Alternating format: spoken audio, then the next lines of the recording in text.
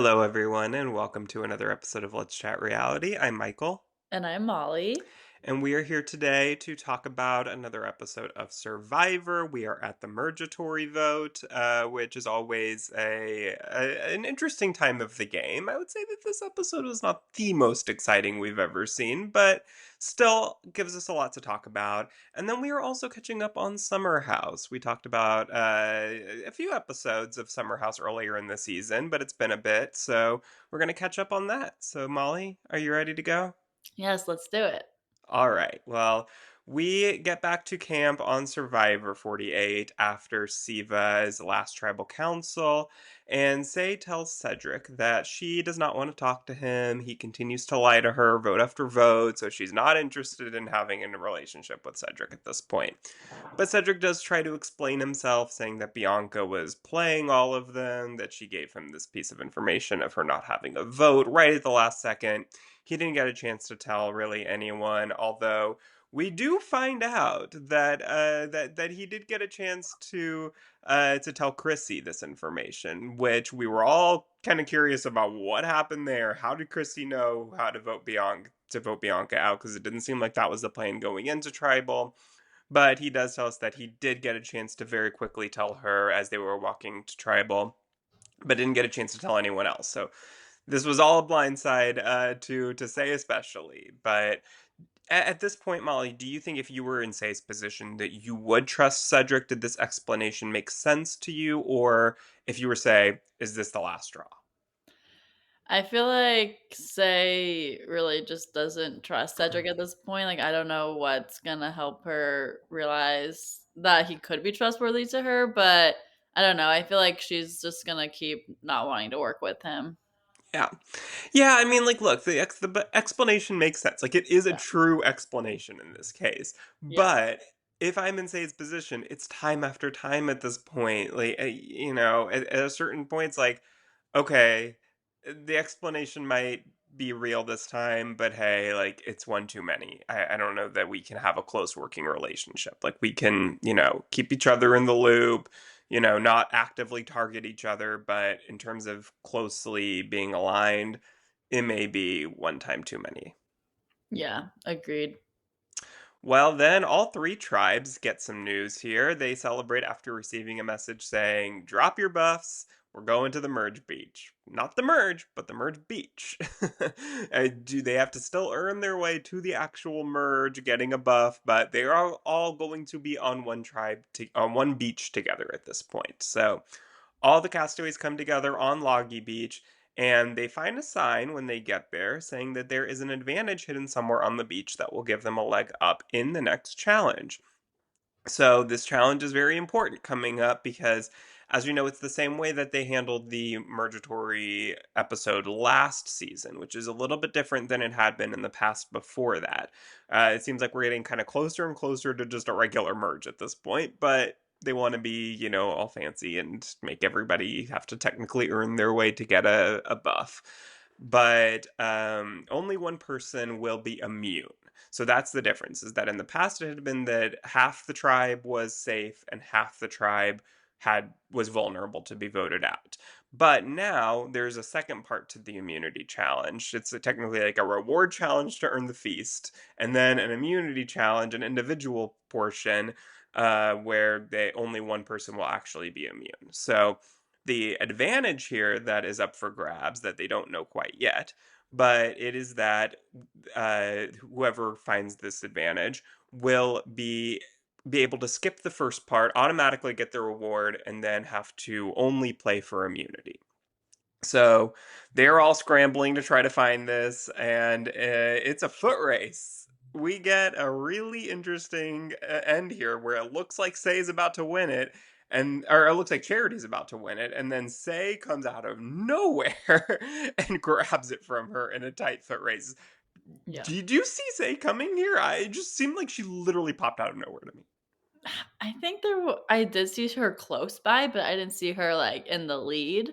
So, I was surprised to see that happen. I mean, maybe it was editing that was deceiving for us, but I mean, obviously, Say was thrilled that she won that, and she didn't know at that point what that advantage was, but that was a big advantage to win because they all got so muddy and tired from doing the first half of that challenge that not having to do that was definitely a big advantage.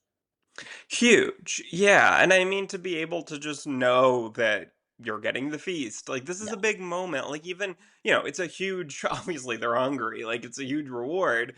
But even just the thought of being able to say, like, yeah, I was a part of the merge feast, like, that is such an iconic, moment, a milestone to make in this game.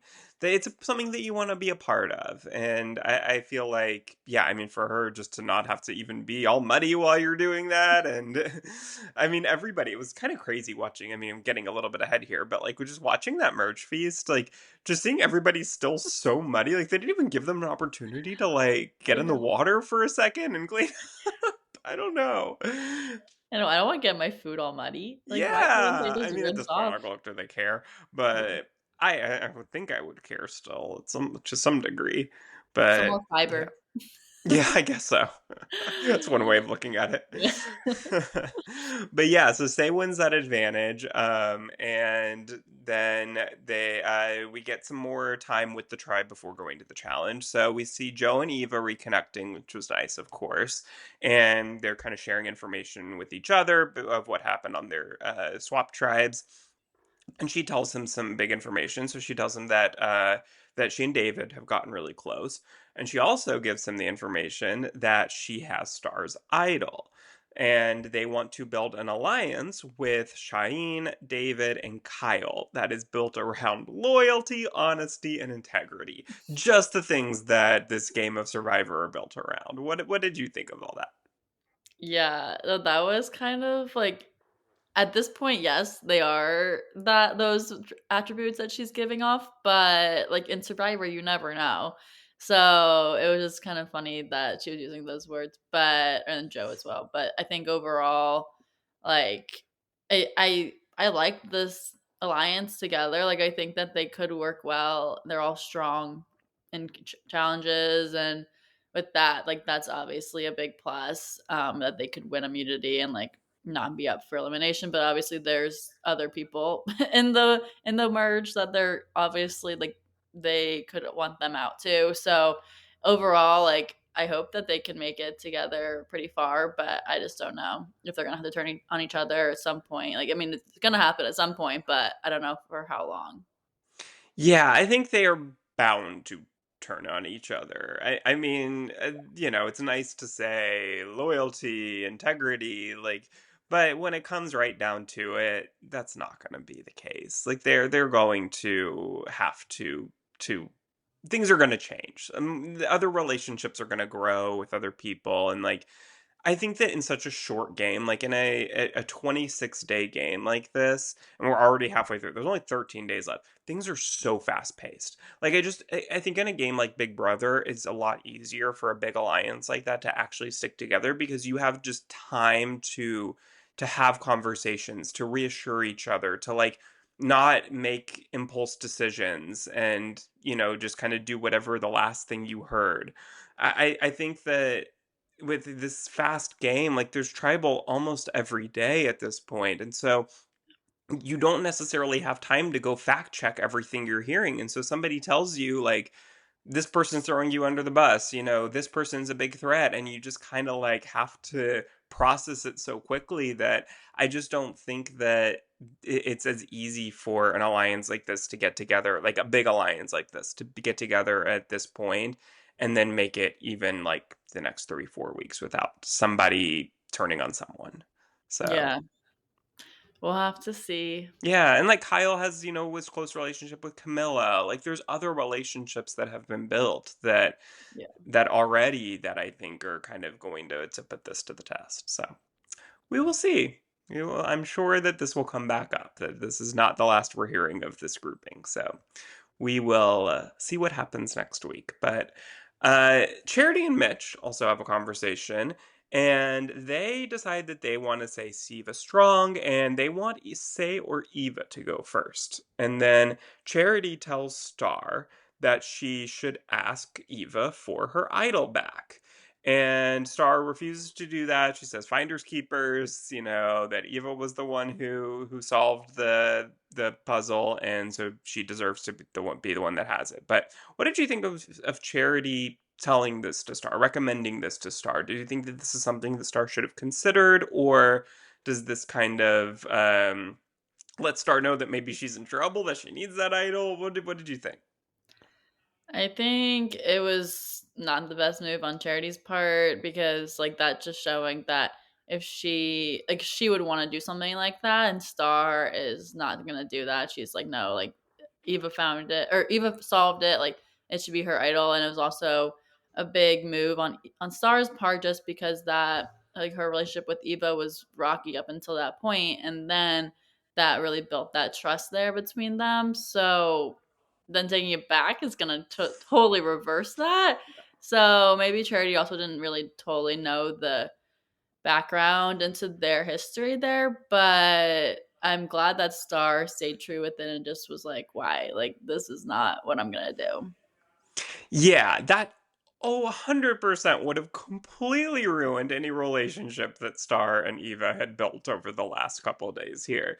And I just don't think that that's something like at this point, it's like this decision's been made. It's Eva's. Now, how do we work this to our advantage? Yeah. Like I just think that at this point, Star has to no choice but to trust that Eva is not going to use that idol in a way that would hurt Star in any way. That Eva is trustworthy enough to where, sure, she's going to prioritize her own safety with it, but that she's also going to look out for Star somewhat. That she's not going to do it to where Star, Eva's saving herself and then Star's going to get the votes and be voted out. Like she's going to look out for Star a little bit, that they've built enough of a relationship at this point that they're going to have each other's backs to some degree.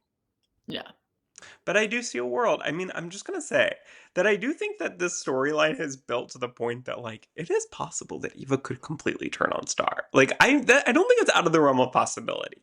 Like we don't see any indication of that quite yet. But I think like in the few weeks' time, if Eva still has her idol, that there is a possibility that like this is going to like she's gonna just completely betray Star. I don't know. I see that coming somewhat. We'll see. I'll We'll mark your see. words now. Michael saying Eva's gonna betray Star. Yeah, I don't know because I just feel like just some of the confessionals that Star has given in particular of being like, I trust Eva now. We have a good relationship. I don't know. There's just something about it where I'm like, oh God, there's a pit in my stomach that somehow this is going to turn around against Star. But this was a great episode for Star.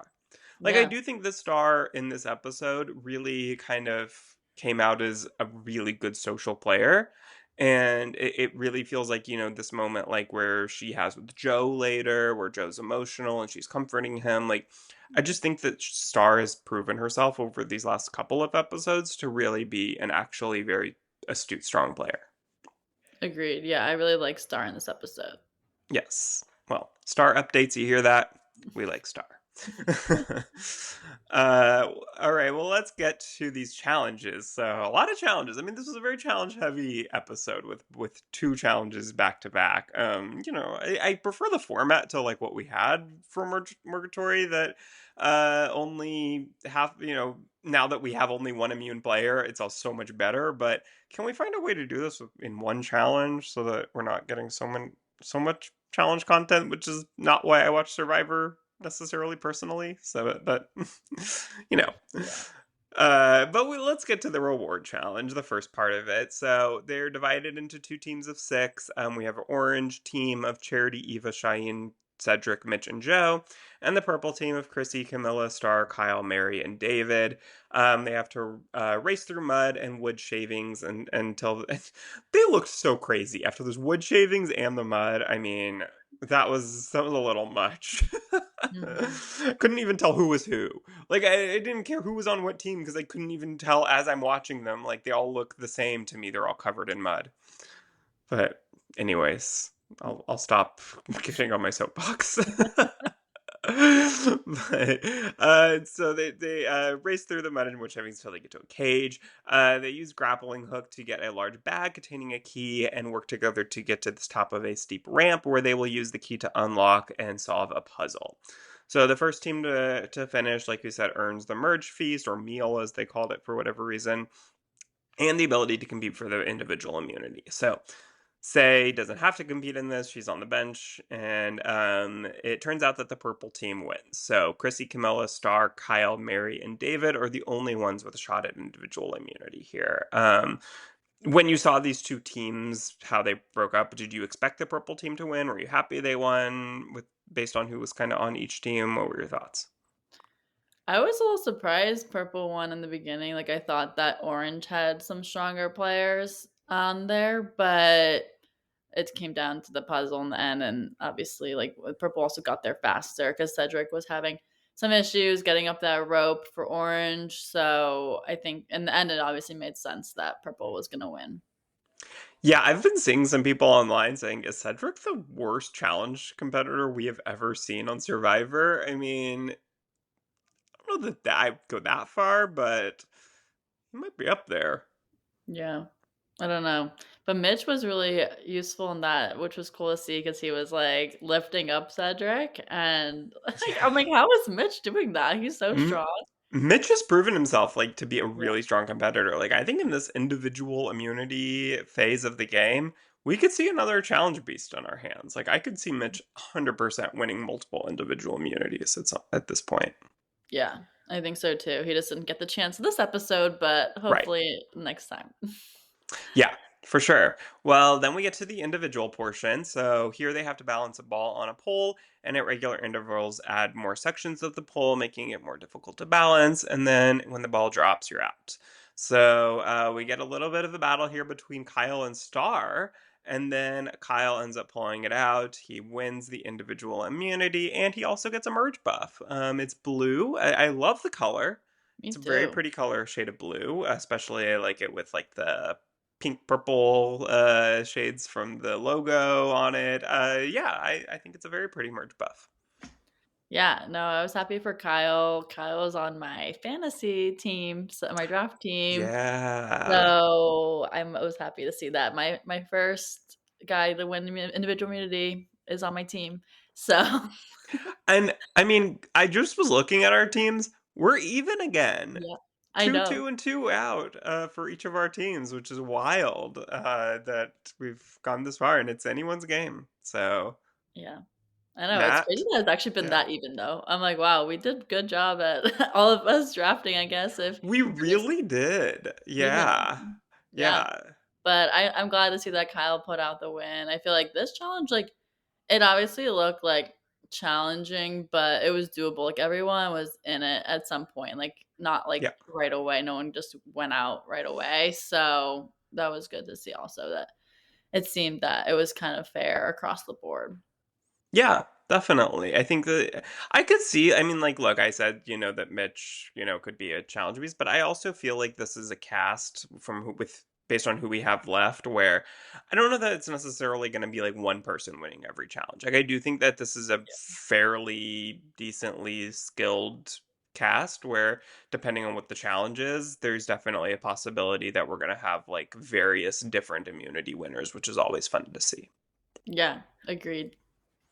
Well, then we get to the merge meal, and Star throws out Charity's name as a potential target for the vote. And she is not afraid to give names, which I love to see. A lot of times we get, especially in this new era where it's a lot of kind of game bots here, that people are afraid to make that first move, and Star's the type of person to just be like, "Yep, no, here's a name," and that was Charity's name, and it seemed like people were pretty on board for that. So then back at camp, however, Charity is trying to get the vote on Say, since she wants it to be Eva personally, but she thinks that Eva's probably a little too protected. So it's a little bit easier to say Say's name here. People are, more likely to go with that. So at this point, which way did you think, kind of between Say and Charity, which way did you feel the tides turning? I thought it was gonna be towards charity. I think we've seen time and time again that Say is still not going home, even if her name's brought up, that Yeah. she's just not gonna go home. And I thought that because we were talking about last week as well, that Charity was already seeming like from other people in the cast that she wasn't trustworthy, she was being fake, that was kind of foreshadowing this to be her exit this episode. Hmm. So it just seemed like because there were conversations about Charity, it was going to go towards Charity.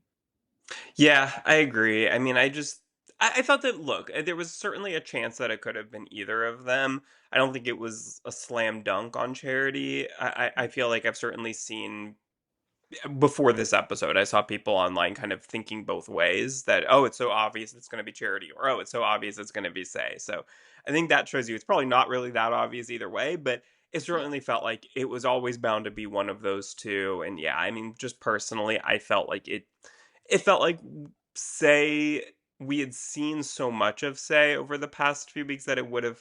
But I mean, like, I guess the kind of maybe like the Rome thing, like maybe would have been felt more similar to Say, and this was where Rome went last season. But I just feel like with Say, there was so much that would have felt like a really big loss based on how much screen time she's gotten throughout the season. And I think with Charity, it just kind of felt like, yeah, this is probably where it's headed, is around this point. It felt like a very easy boot for a lot of people.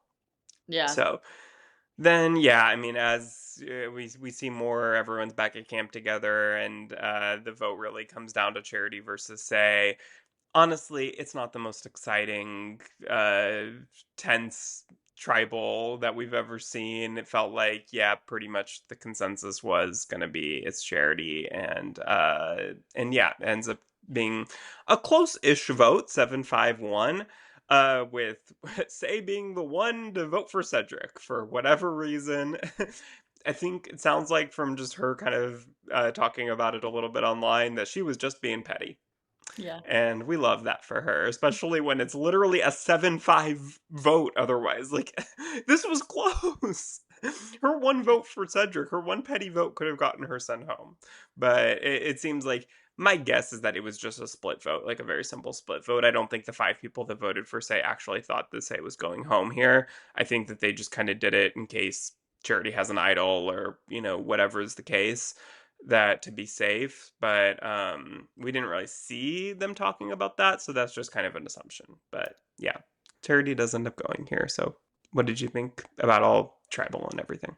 Yeah, I did think that. I mean, I had a feeling it was going to be Charity going into it, so I wasn't shocked at the vote. But when you were texting me about it, and you're like, I was actually little bit surprised. Like the vote almost tricked me because he went through all Oh of Say's yeah. votes and then went to Charity. So it was like, wait, is Say gonna have enough votes here? But obviously they were just doing that to trick us, and maybe they did that in the editing and showing us that instead of like showing it, or I don't know, because like he numbered it. Oh, so maybe it was not the editing, but Yeah, I don't think they edit them out of order usually, but they yeah, do, like, they always put them in there in a way to make it seem as yeah, suspenseful as possible, and they did a good job this time. Like, I think because it was not super clear going into it, like which way, like it actually did kind of trick me. Where, like, we kept seeing the Say votes, and I was like, oh, okay. I mean, I guess Say's might be going home here actually, but then yeah, it didn't end yeah. up But that way. I'm happy that is still here because obviously we were seeing a lot of her in this episode, or in general in a lot of episodes. So I felt like she still has more to show us, and her pettiness is also hopefully going to continue and make for an entertaining season. So I'm excited to see her.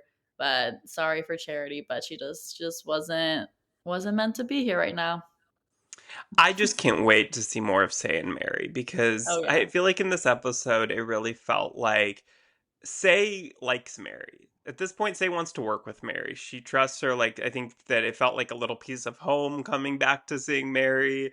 And Mary doesn't feel the same way from what we're seeing. It feels like Mary wants Say out and does not trust Say at all and doesn't want to work with her. She's too hard to work with. And I'm going to be very interested to see how that relationship continues to play out, whether Mary can kind of get back on board with potentially trusting and working with Say a bit, or whether that's going to be something in the coming weeks where Mary continues to want Say out. So we'll see, but I'm really curious. I'm so glad that they're both here going into the merge. I think that this relationship will continue to be very interesting to watch. Yes, for sure. Yeah, they didn't like, we didn't get a chance to close that out yet, so it couldn't have been Say because like, we needed more content of Mary and Say, so Yeah, that we're was gonna something hopefully get that so that. I was on Rob Sesternino does like a Q&A every Friday with patrons and people call in and talk to him for like 10 minutes or so, and there was one that was saying that there's kind of, there's this theory with like edgic they call it, where people are trying to read the edit every week of Survivor to see who is going to go home, who's going to win, most likely to win based on the edit. And it was saying that, in this new era, it's not as easy to read the edit as it used to be. They used to make it, there was kind of this pattern that you could feel to see, like, okay, this person's getting a winner's edit, this versus this person's not. We're not seeing enough of them, whatever. Australian Survivor, I think, still kind of uses that old theory of like where it's very a little bit easier to read the edit and people just kind of get purpled, like we don't see them at all. But with New Era Survivor, it's a little bit different. And there was someone that called in and was kind of giving this theory that I thought was kind of interesting, where it's like, it's not so much that someone's getting like a winner's edit, but it's kind of like you can tell when someone's going to be voted out when their story feels complete. And say a story doesn't feel complete yet. Mhm. Like there's still so many kind of loose ends, like the Mary relationship. Like once that feels like we've kind of closed the door or like they've come full circle or whatever, then maybe Say is going to be voted out. But until we kind of get to that point, we get a closing of that chapter of the Say and Mary relationship. Say is probably not going home yet. So it'll be kind of interesting to see that. I thought that was an interesting way of putting it. Yeah, no, I agree. It definitely like, I didn't even hear that, from Rob Sissoner oh gosh. Sesternino. Sissonia. It's a Cannot tongue do that with twister. my retainer right Yeah. now. But, yeah, so, I mean, I also was thinking that because I was like, well, there's too much left on Say's story that she couldn't go yet. Yeah. Well, we will see in the next chapter of their relationship potentially next week. But until then, unless you have anything else, I think that's it for Survivor this week. So we can move on to Summer House. Yes, let's chat about Summer House. So, as Michael mentioned earlier in the episode, that we haven't talked about it for a few weeks, so we have some catching up to do, but we're mostly going to just talk about this most recent episode, episode 8. But first, just overall, I'd love to hear your thoughts on the season so far. Obviously, we've seen a lot of drama coming up. I feel like we have Craig and Kyle, Sierra West, and Paige Craig, which has been obviously we know they're not broken up, so it's been interesting to see that unfolding. But I was kind of surprised to go to like first we can start with the Craig and Kyle of it. Like when Craig came in, like he just really didn't seem to care to like clear things up with Kyle. Like if he hadn't come in, like I don't think he would have even tried. And obviously that was upsetting to Paige because she's so close with Amanda. And Paige got in the middle of that drama too with Kyle. And so it was all just like stirring up there. But it seemed that they kind of moved on from it, but it's like they're just never going to be close. Yeah. Yeah, I mean, it's really interesting because I feel like I can see both sides of it with Craig and Kyle. Like I can see that Kyle was hurt by Craig, supporting another seltzer company, and it felt my understanding of it, and maybe I'm wrong on this, but this is kind of my understanding is that Kyle gave Craig. They talked about Craig potentially investing in Loverboy. Kyle gave him a quote, and Craig said, let me think about it.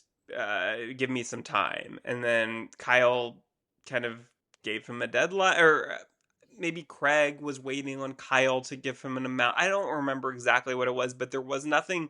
It just kind of nothing happened with it. And then Craig decided to kind of go behind Kyle's back in a way and make this deal with this other company. And Kyle, I think, felt hurt because he felt like, well, I gave Craig an opportunity to invest in Loverboy, and he was kind of not. I don't. What's the expression that I'm looking for? Like, he didn't. He just kind of didn't give him an answer. And then Craig, while they were in talks of that, Craig just decided to go and do this. And I can understand how that's frustrating for Kyle to be like, I did give you an opportunity to invest, but I think Craig maybe felt like that Kyle wasn't giving him like a firm answer, firm amount or whatever, and or maybe he got a better deal from this other company, and so he decided to go with that. And I don't think that Craig did it thinking that this was going to affect his friendship with Kyle. I think he was able to separate like this is business and my friendship with Kyle is my friendship with Kyle, and that's completely separate from my relationship with Loverboy or anything else.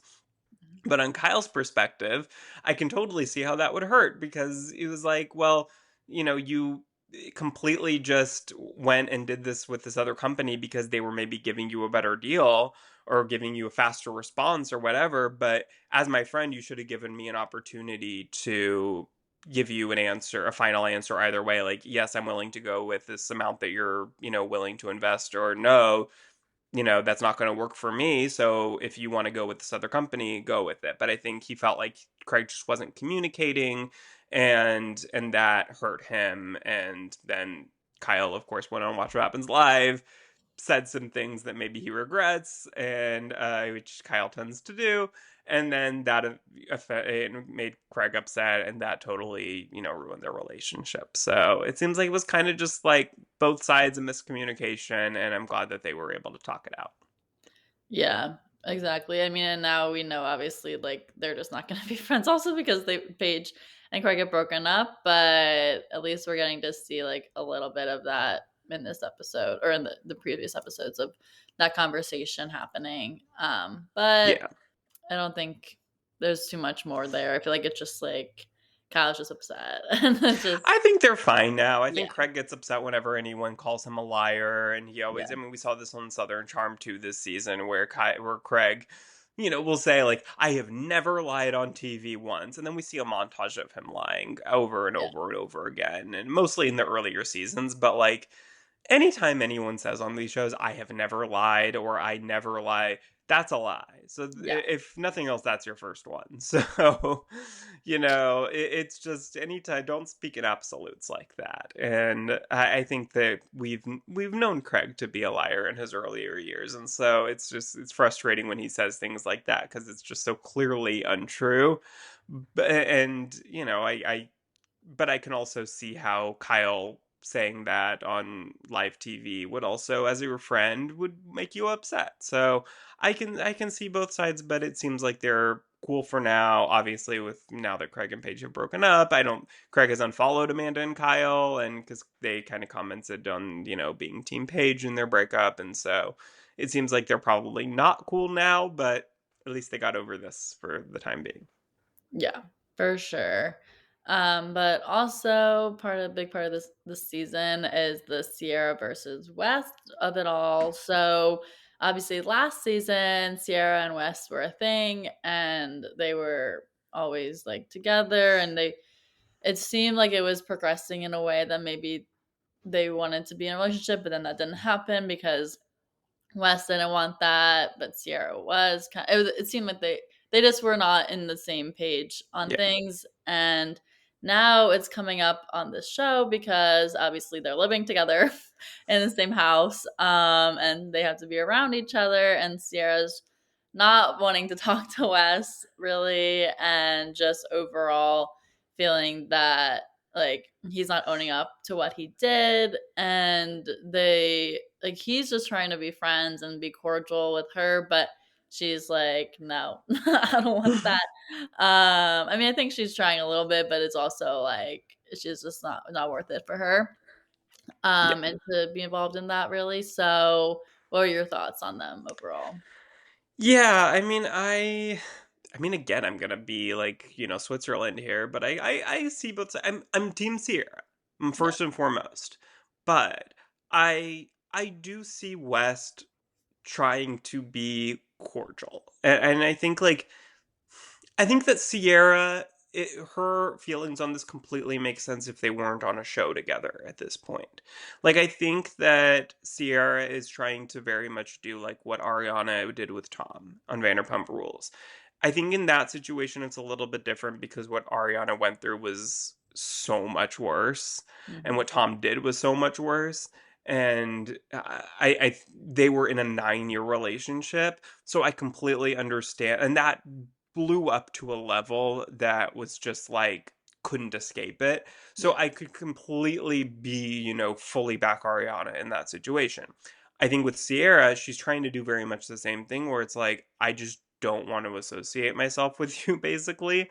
But I think that that's a little bit harder because, like, they were in not a very long relationship. Like, what West did was bad, but it wasn't like that same level bad. And so I do think, like, if you're on a show together and you're living in a house together, especially, like, I do think that you have to have some level of communication and be able to, and they are, like, I mean, they're willing to be in a room together. Like, it's not the same extreme. Like, that was probably maybe a bad comparison, but I think that Sierra is someone when she breaks up with someone or when she feels hurt by someone, she just, like, she doesn't want anything to do with them anymore. And I think that I hope that as the season progresses, she's willing to soften up a little bit, because I do think that West, like, he's trying. He is, like, trying to at least be cordial and, like, have a friendly relationship with her. And so I do hope that as the season progresses, she's able to kind of warm up to that idea just a little bit to get it where, they can coexist. Yeah, I agree.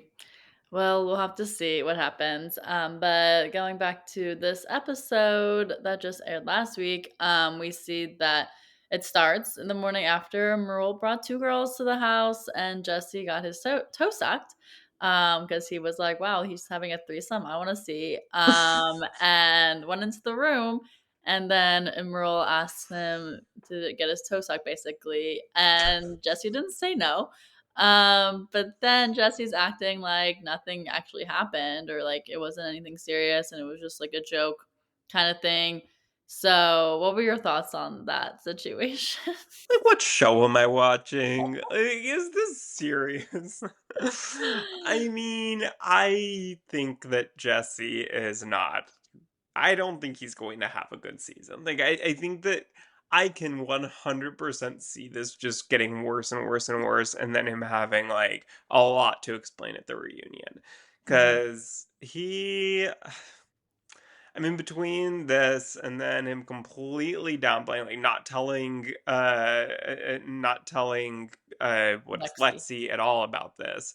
And then from, flirting with Sierra all weekend and then not telling Lexi about that, or at least trying to very much downplay that when it gets brought up. Like, I think that Jesse is completely trying to have his cake and eat it too. Like, he is trying to act completely single all summer long, but then also have Lexi in his back pocket. And I just don't think you can have it both ways, especially with someone like Lexi who has very strict, like, she's jealous. She's very much going to be the jealous type who's not okay with what he's doing with Sierra. Like, he thinks some girls maybe he would be okay with that, or at least, like, not have as much of a problem with it. But I think Lexi is the type who we've seen that she does not want Jesse commenting on their Instagram. She doesn't want Jesse doing this and that. Like, she's very much like, you're mine and I don't want you to look at any other women. And that's not Jesse. Like, I just think they are not going to work out in any way, shape, or form at the end of the day. No. And yeah, it was not good on Jesse to not mention it. Like when he met up with Lexi, like if he had just been more honest, I think it could have been a little bit better for the situation. But like just not mentioning it at all is not a good look because then when you find out from someone else, then that's even worse because then it's like, well, then he couldn't trust me to tell me that. Like that just doesn't sit well if she's trying to look for something more serious. Like he's obviously not, and they're just not on the same page there. Um, Yeah, I mean, I think that in Jesse's mind, he's still, like, relatively new to this show. This is only his second season, and so I think that he probably thought, like, oh, we covered the cameras, or they're not going to show this. Like, this is 8 o'clock on Bravo. Like, they're not going to show, whatever was going on in that room. And so I think he honestly felt like Imrul was just going to kind of go along with whatever story Jesse wanted to say about it. Like, he probably knew, like, okay, I'm not going to be able to hide that I was in the room, but I can pretend like I didn't do anything. And so I think that he didn't realize that Emerald was going to rat him out for getting his toe sucked, and that they were going to still have the audio of that, and they were going to air that. And so I think he probably was totally blindsided by the fact that he was going to have to own up to all of that. Yeah. I mean, he even said in one of the interviews, he was like, "Well, I thought Imru was cool." Yeah. I was like, "Okay, Jesse, you can't just assume that." And also it was funny when he was having the conversation with the producers of they were like, "Oh, you had your socks on. When did you take your socks off?" It seems like he didn't even remember entirely of like what No. was happening because I mean, they were all drunk, so Yeah. that could be part of it too, but still not an excuse to not tell who you're dating, who you just now said you were exclusive with, that's what happened. Right. But we also before we had that date with Lexi and Jesse, we also see that Paige saying that Craig is being mean to her in a southern way where his words are nice but makes her feel icky. And she was nervous for the Giggly Squad tour because she was feeling that Craig was just not being supportive and that she couldn't talk to Craig about it because he just wasn't interested in it unless it pertained to their relationship, which was not great to see that. Obviously, we're big Paige fans, so now seeing this unfold makes more sense into why their breakup ultimately happened, for me at least. But I think overall, like, Paige is at such a good point in her career. Like, she shouldn't have to feel bad about anything that she's doing. Like a tour that's 3 months long, like isn't gonna change your relationship. Like she's focusing on what's good for her and he can go and support her if he wants to, but if he's not going to do that for her, then that doesn't seem that it's going to work out for them at this point in time. We obviously know it doesn't, but at this point in time it doesn't seem that like she's noticing those things as well, and that she's like, well, that's not great. Like I don't want to feel bad to talk about something that I'm so proud of and that like I want to be excited for, but then it makes her anxious because he's not. Yeah. Yeah. I mean, full disclosure, Paige is one of my favorite Bravo celebrities. Like, I love Paige so much. I think that what she is kind of failing here is that Craig thinks of himself, I think, as being like the next Martha Stewart, basically, like the male Martha Stewart. And I think he thinks that he has this pillow empire, and he is like, he wants to be the center of attention. He wants to be the successful one in the relationship. And I think that he has a little bit of a hard time with the fact that Paige, I mean, honestly, like Giggly Squad and Paige and Hannah, like they have blown up like beyond Bravo. Like they are not just having Bravo fans listen to their podcast. Like there are people who I think you knew about Paige Yeah, and Hannah before you ever watched Summer House, I right? know. Yeah. Like, I And was like, so "Oh, she's on Summer House." Like, I thought of her as Giggly Squad. I didn't think of her as a Summer House right, star. I think a lot of people do, but did you know who Craig was? Nope. Exactly. And I think that bothers Craig because I think Craig wants to be the one who has Paige by his side at all of his pillow store openings and all of his, business ventures. He wants Paige to be a part of that and come along for the ride with him.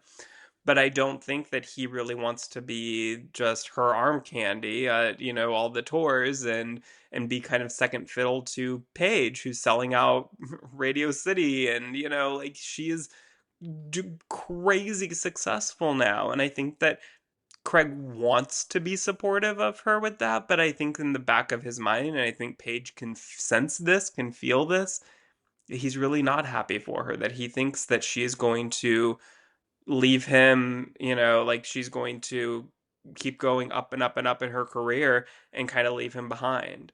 And I think that that's a real fear that he has, and he's like sending her links to shows or podcasts or whatever it was about people talking about like how Tor ruined their relationships. Like he's Yeah. terrified of this. And yeah, I just think that that I really don't think it's intentional necessarily on his part. I just think that she can sense the fact that he's really, really fearful of that. Yeah, for sure. And that's obviously not great for their relationship because they're also long distance and they're not living in the same place in general right now. So it's like a lot of lifestyle things Yeah. that if they're not aligning on that right now, like it's been 3 years, like it's probably not going to change, which I think that they're both realizing also is a big factor into their relationship. So that ultimately we see them break up later on, obviously. But right now we're already like seeing the pieces of that, which is Yeah. interesting. And this is where it's like, how could Craig have been this blindsided? Like, it's just like you can see it on the show, like all these signs that I think Craig is just like running through all the red flags and just completely shielding his eyes to them and doesn't want to see it, but we can see it as we're watching. Yeah, for sure. And hopefully, like, I mean, obviously now I've seen some of his clips of Watch What Happens Live and that he's already dating someone new. Yeah, So, so I feel like he seems to be moved on now from it. So that's good. That, I hope so. I really do, because I think they both deserve to be happy. And, I'm not sure if Paige is still with Joe D'Amelio or whatever his name was, I believe, not part of the D'Amelio family. But I think that he's some sort of sports something. I yeah. don't know. That's not my No, you're area of right. expertise. But they had been seen out together on like New Year's, I think, and Super Bowl weekend, and so I'm not sure if they've been spotted out recently, if that's still a thing potentially, but if so, it seems like yeah, then they've both kind of moved on at this point. But I'm gonna be very curious to see what Paige has to say like at the Summer House reunion and how that compares to everything Craig said at the Southern Charm reunion. And yeah, it'll be very interesting. Yeah. For sure. Also in this episode, we see that Carl hosts a soft bar and for friends and family event. So he wanted to show what his new bar will look like. Soft bar. It means that he's not going to have any alcohol. It's just going to be non-alcoholic drinks, but also have some special additives, somewhat, if you want it. So the California sober, as you Yeah. will.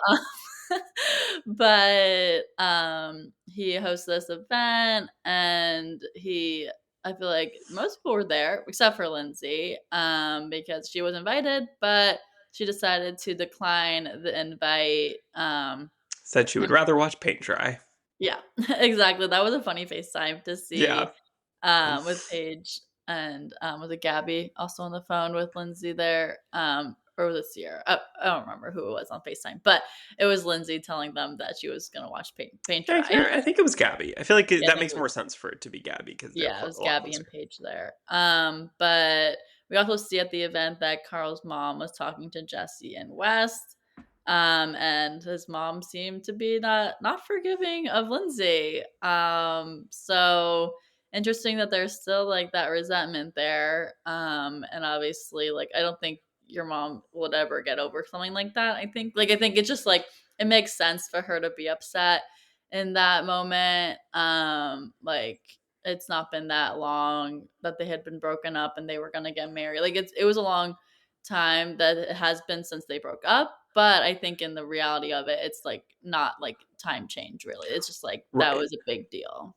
And I think Lindsay had also said some things about the fact that like there was that scene last season of Carl talking to his parents about his relationship with Lindsay and it not being great and all this stuff, and a lot of people felt like that scene was not scripted, but like was set up to eventually like kind of set the stage for Carl to break up with her and that his parents may have been in on that and that there was a whole setup of Carl and his parents and that I think that probably his mom is upset about Lindsay fueling that fire and that kind of directly involves her more, so that could be part of it too.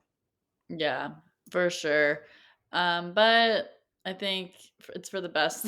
Obviously, it's for the best that they had broken up and that they had moved on, and good riddance to that relationship because it was no longer. Yeah. But also at the soft bar event they were having, that Paige and Gabby were talking with Jesse about becoming exclusive with Lexi, which just happened when Jesse and Lexi saw each other in the city. So they were surprised to hear that, and they asked him if he just did that because he wanted to have sex with her.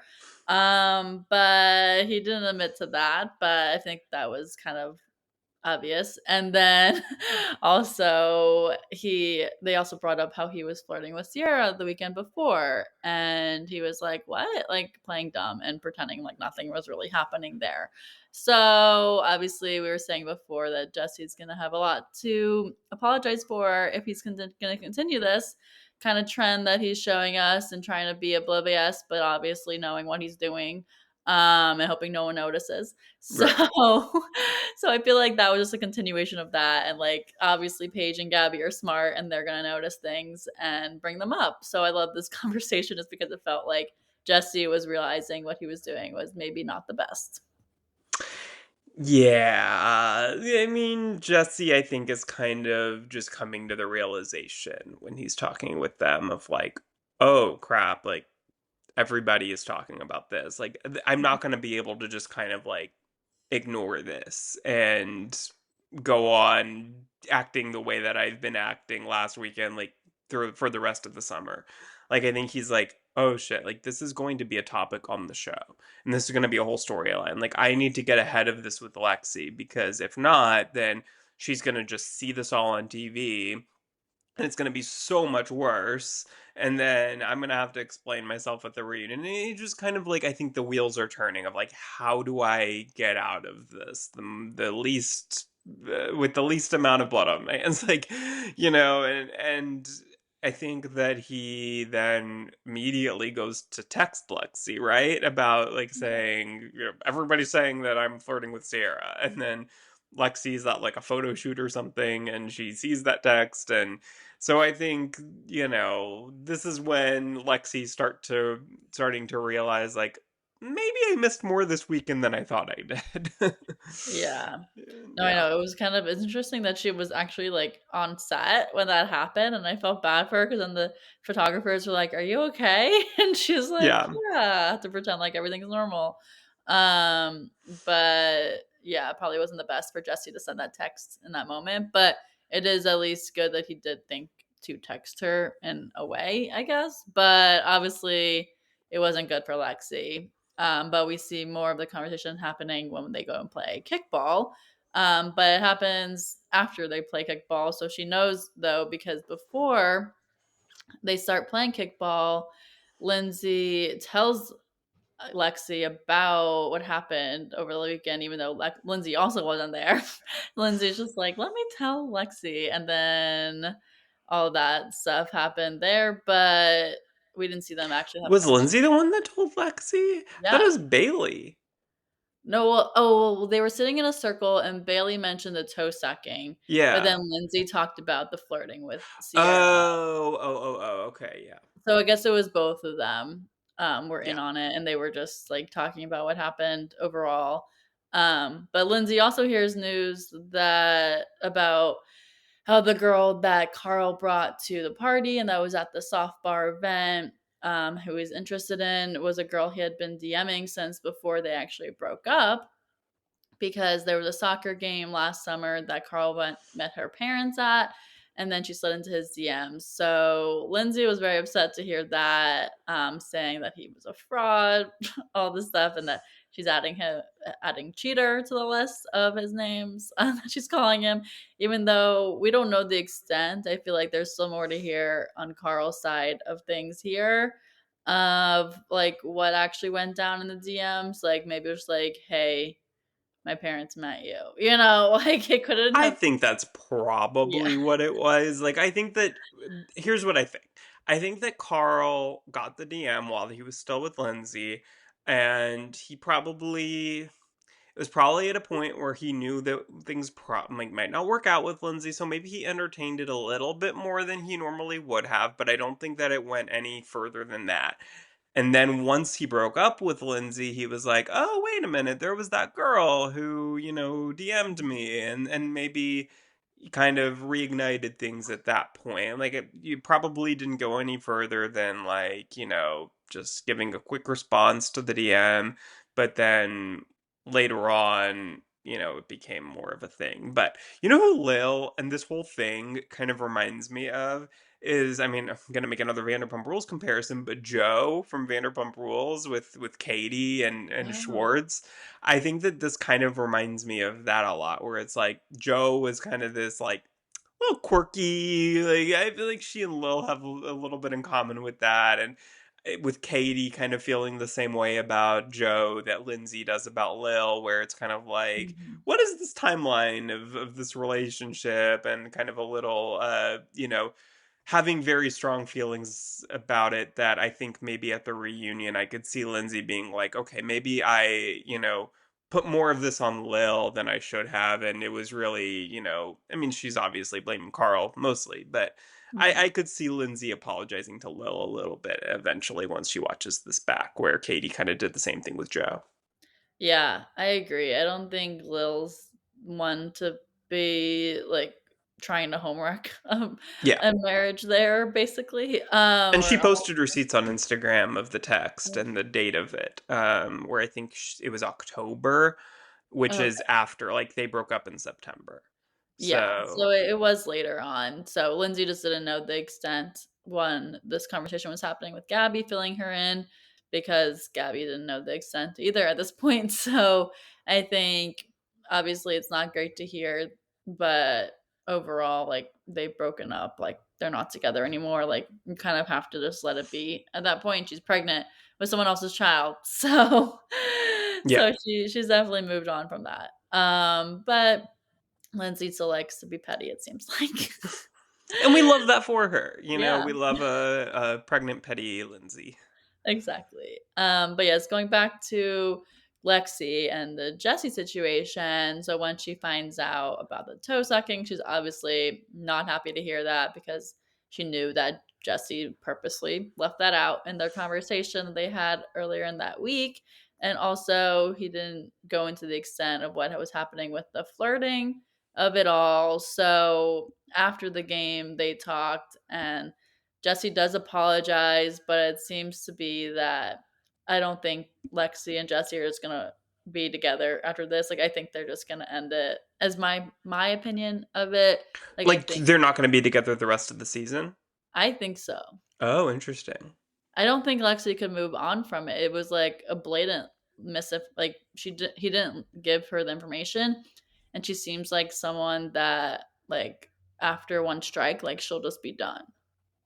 Okay, well, I will say I do know the answer to that because I watched they released the first like 5 minutes of the next episode. And so I won't say anything, but I do know the answer to that. So I won't speak on So it. I they won't are give a still prediction. together. I'm not saying. Oh, well, actually, wait, I did see a clip of that. So they do stay together. I want them to not be together, but I do see that she doesn't he meet her parents? Yes. Okay. I guess I'll say. So now we're spoiling it, but so yeah, that's not good. It's not gonna that's digging Jesse even deeper grave then if that's Yep. what's happening. I That's feel like, oh my god, Jesse is so that type to be like, oh my god, we're about to break up. Here I'm proposing. Like it's like I could so see Jesse being that type of guy that just like goes above and beyond when he thinks that things are about to fall apart, just to make sure that they like stay together. Do the one thing that will get the person to stay. yeah. Yeah, that is so Jesse. Oh my god. Yeah, but it's just uncomfortable watching it because 'cause I'm like, we just know it's not gonna work out. Yeah.